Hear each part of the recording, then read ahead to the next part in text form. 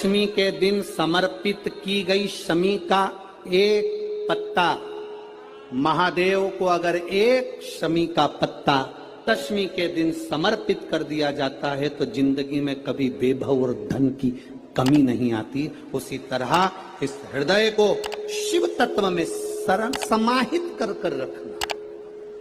शमी का पत्र है, एक पत्ते में 14 करोड़ सोने की मुद्रा का फल होता है। उस दशमी के दिन जो एक शमी का पत्र भूलवश भी महादेव को समर्पित कर दे, उसकी जिंदगी में कभी संपदा की कमी ना आए। एक शमी का पत्र, एक शमी का पत्ता 14 करोड़ सोने की मुद्रा से प्रबल हो जाता है। शमी के वृक्ष के नीचे, बेलपत्री के वृक्ष के नीचे अगर भूल से भी बच्चा, बूढ़ा, कोई व्यक्ति एक पार्थिव शिवलिंग का निर्माण कर लेता है, भूलवश भी उस पे जल समर्पित कर देता है, भूलवश भी उसके भाव से पुष्प या शमी पत्र या बेलपत्र भी चढ़ा देता है, तो वो इस संसार में कहीं ना कहीं सुख भोगता ही है, उसके जीवन में दुख।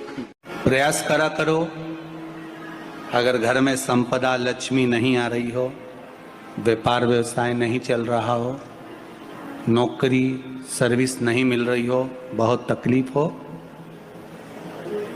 7 बेलपत्री केसर को घिसकर चंदन बनाकर बेलपत्री पर बीच वाली पत्ती पर ओम लिखना है। दोनों पत्तियों पर भी एक आद्यशक्ति जगदम्बा के नाम की केसर की बिंदी लगाना है, दूसरे में श्री गणेश रिद्धि सिद्धि के नाम की बिंदी लगाना है। शिव जी पर समर्पित करते जाना, शंकर को चढ़ाते जा। जल के पात्र में थोड़ा सा शहद, गंगा जल उसमें डालकर, पात्र में जल लेकर उसमें थोड़ा सा शहद, गंगा जल डालकर भगवान शंकर को कुंदकेश्वर महादेव के नाम से, कौन से महादेव? कुंदकेश्वर। कहते हैं बहुत बांधाओं में जब व्यक्ति पड़ जाता है, बहुत बांधाओं में जब व्यक्ति चला जाता है, कुछ ना कुछ समस्याओं में जब व्यक्ति फंसा रहता है, पड़ा रहता है, तो कुंदकेश्वर महादेव का स्मरण करना चाहिए। दूध, कच्चा दूध केवल शिवलिंग पे चढ़ाना चाहिए या पूरे शिव परिवार पे चढ़ाना चाहिए? प्रश्न अच्छा है। और शिव महापुराण की कथा, रुद्राक्ष उत्सव चल रहा है, तो आप उसको समझें। दूध केवल शिवलिंग पे चढ़ाना चाहिए या जो शिवलिंग के आसपास में सभी परिवार विराजमान होता है उस पे भी चढ़ाना चाहिए? अगर लिंग पुराण आप उठाकर देखेंगे तो लिंग पुराण में एक बड़ा सुंदर संवाद आता है जिसमें जो वर्णन किया गया है कि उसमें लिंग पुराण के अंतर्गत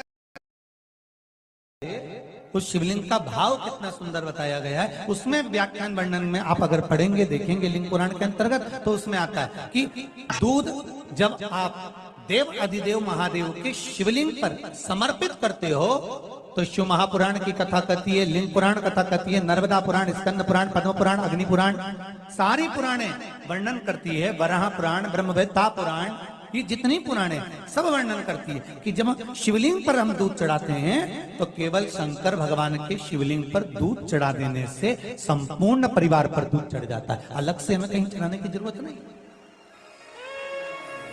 अलग से हमें कहीं दूध ले जाकर चढ़ाने की जरूरत नहीं कि हमें गणेश जी को अलग से चढ़ाना पड़ेगा, देवी जी को अलग से चढ़ाना पड़ेगा, कार्तिकेय जी को अलग से चढ़ाना पड़ेगा या नंदी को अलग से चढ़ाना पड़ेगा। आपको ज्ञात होना चाहिए कि शंकर भगवान पर चढ़ाया गया थोड़ा सा भी दूध, जल जो हम भगवान शिव को समर्पित कर रहे हैं वो केवल शिव के लिए नहीं रहता, केवल भगवान शंकर के लिए नहीं है, वो स्वयं 33 कोटि देवताओं को समर्पित हो जाएगा। स्वयं 33 कोटि देवताओं को। एक लोटा पानी आप शिवलिंग पर पहले चढ़ा रहे हैं उसके बाद जल चढ़ा रहे हैं। दूसरा, जल चढ़ाने के बाद बेलपत्र चढ़ा रहे हैं। ये दो अलग अलग क्रम है शंकर भगवान की पूजन के। आप समझ लीजिएगा जरा, ये प्रसंग कभी नहीं आया, आज आया है तो उसको समझ।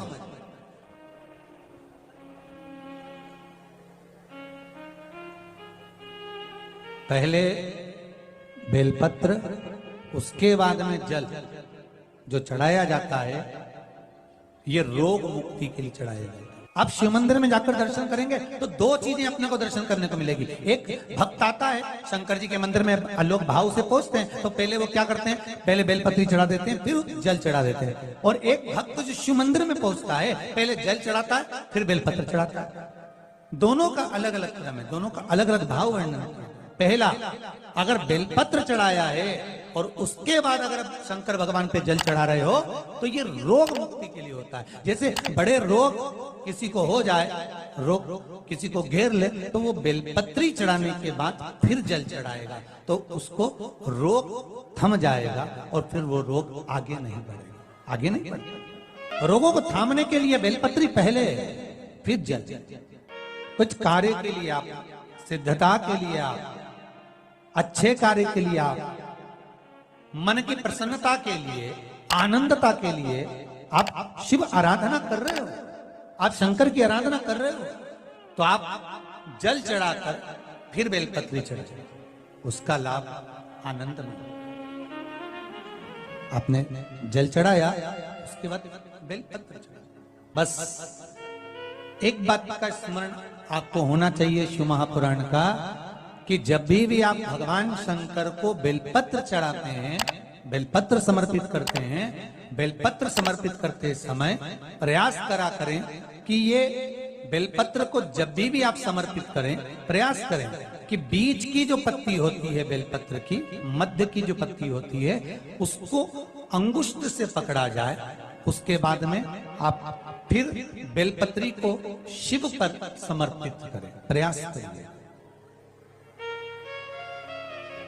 बेलपत्र जो हम भगवान शंकर को समर्पित करते हैं, उसका मध्य जो भाग होता है बेलपत्री का, जो 3 देवताओं का मध्य जो भाग होता है, उसको पकड़कर बेलपत्री को शिव को समर्पित।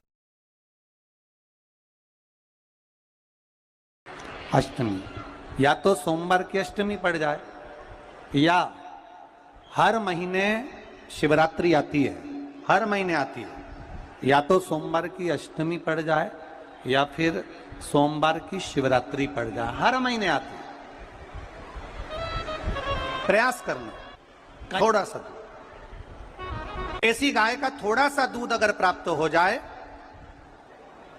बेलपत्री के पत्ते से दूध कटोरी में लेकर, मात्र बेलपत्री के पत्रे से एक एक बूंद, अगर दूध आप एक बूंद अगर ज्यादा ना मिला हो, एक चम्मच भी अगर आपको दूध देसी गाय का मिल गया हो, और सोमवार की अष्टमी पड़ जाए या सोमवार की, जम के बोलो, शिवरात्रि पड़ जाए, उसमें केवल अगर देसी गाय का दूध मिल जाए, जर्सी गाय का नहीं हो, देसी गाय का अगर दूध मिल जाए, बेलपत्री के पत्ते से, तुम्हारे घर के अंदर अगर शिवलिंग है या मंदिर में शिवलिंग है या तुम्हारे नजदीक में कोई शिवलिंग है, उस पर बूंद बूंद, एक एक बूंद अगर शिवलिंग पर दूध समर्पित कर रहे हो, श्री शिवाय नमस्तुभ्यम, नमः शिवाय, या षडाक्षर मंत्र ओम नमः शिवाय, या 33 अक्षर का मंत्र महामृत्युंजय मंत्र, इसका स्मरण कर कर शिव जी पर देसी गाय का दूध समर्पित कर कर इस बेलपत्री को अशोक सुंदरी वाली जगह पर अगर आप समर्पित कर देते हैं, फिर आप जिस भी चीज के लिए अप्लाई करें, मेरा देवाधिदेव महादेव आपका हाथ पकड़कर खींचकर आगे बढ़ा ही दे। मेहनत करना, कर्म पूरा करना, पढ़ाई अच्छी करना, और पढ़ाई के साथ में विद्या अध्ययन करने के साथ में अच्छी मेहनत के साथ में देसी गाय का दूध भगवान शंकर को समर्पित करना, भगवान शंकर को समर्पित करना, देसी गाय का दूध धीरे धीरे धीरे धीरे समर्पित करना, भावों के साथ आप समर्पित करें। देसी गाय का दूध एक एक बूंद समर्पित करिए, धीरे धीरे समर्पित करो, और देसी गाय का दूध जब धीरे धीरे समर्पित करें, बड़े रास्ती से आनंद से धीरे धीरे जब आप समर्पित करेंगे, बेलपत्री वही दूध में सनी हुई बेलपत्र, अशुक डंडी का भाग शिवलिंग की ओर नहीं होना चाहिए। उस समय पर डंडी का भाग जहां से पानी बहकर जाता है अशोक सुंदरी की ओर से, वहां पर होना चाहिए। कार्य में सफलता मिलती ही है। शिव तत्व को धारण कर। सोमवार की अष्टमी का मतलब आपको इंदौर की कथा में बताया था, जिस दिन शंकर और पार्वती के मिलन का दिवस हो। और केवल एक माता पार्वती के अकेले मिलन का नहीं, 64 योगनियां तक भगवान शंकर से मिलने के लिए आती है। पीला चंदन लगा लेना। कितना लगाना है? बीच वाला जो पत्ता है उस पर पीला चंदन। जब आपको लगे कि मेरा जीवन बहुत कष्टमय है, अब ये रोग, अब ये कष्ट दूर ही नहीं हो रहा, अब ये आए दिन तकलीफ पर तकलीफ बढ़ती जा रही है, आए दिन रोग बीमारी, पैसा घर में बच नहीं रहा, बहुत कष्टमय जीवन है, इसमें लगाओ पीला चंदन बेलपत्री की बीज पत्ती पर। महाराज, और बीज पत्ती पर जब चंदन लग जाए, लगने के बाद में ये दोनों पत्ती पर लाल चंदन लगा लीजिए। इन दोनों पत्ती के बीच में जो डंडी का भाग होता है, आपको कहा था, आपको स्मरण में होगा शायद, हमने जब बेलपत्री की महत्वता बताई थी तो उस बेलपत्री की महत्वता में कहा था ब्रह्मा विष्णु महेश ये 3 हैं, बोला था। बीच में ये बड़ी पत्ती से लेकर जो 2 पत्तियां होती हैं, इनके बीच में जो जगह बचती है, इसमें मां पार्वती के 64 योगनियां, मां पार्वती अपनी पूर्ण सिद्धि के साथ में जितनी भी देवी के स्वरूप हैं, वो माता 64 योगनियां देवी के स्वरूप में यहां पर विराजमान होती हैं। 2 पत्ती के नीचे से जो डंडी होती है नीचे तक, ये पूरी डंडी में 33 कोटि देवी देवताओं विराजमान होते हैं इस पूरी डंडी के अंदर।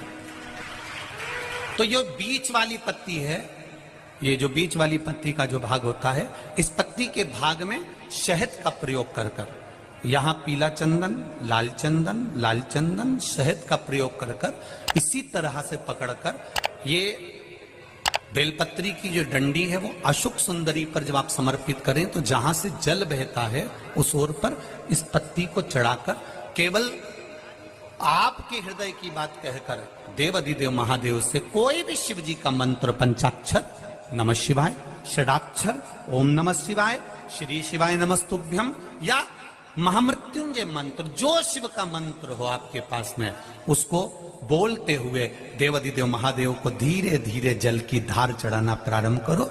जल की धार जब पूर्ण होने लगे, उसमें थोड़ा जल बचे, तब अशुक सुंदरी पर जो तुमने बेलपत्र चढ़ाई है वहां उस जलधार को चढ़ा। ये प्रयोग आपको केवल सोमवार की अष्टमी पढ़ने पर ही करना है। कौन से दिन करेंगे? जम के बोलिए जरा। सोमवार की अष्टमी पढ़ने, और धतूरे का फूल